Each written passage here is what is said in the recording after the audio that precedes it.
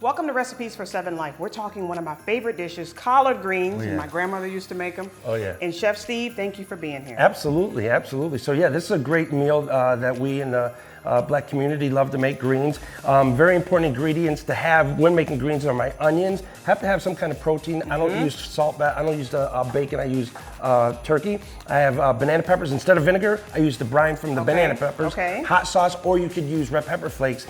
And importantly, of course, is your greens.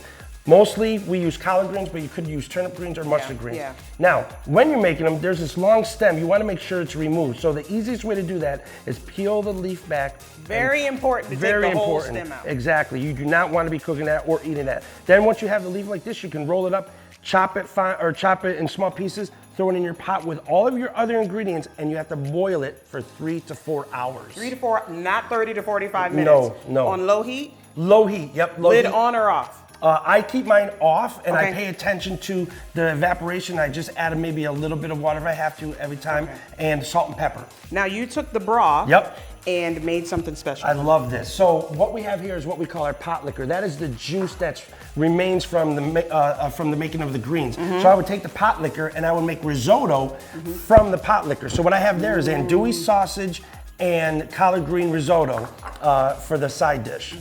Look at that. Okay, I'm happy I'm eating both. Yeah.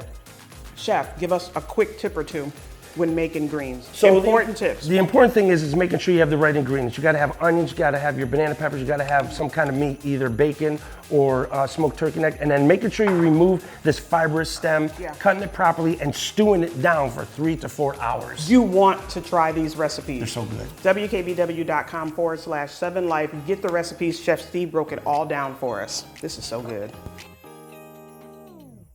Recipes for Seven Life would like to thank Acme Cabinet Company and Clothes Mentor.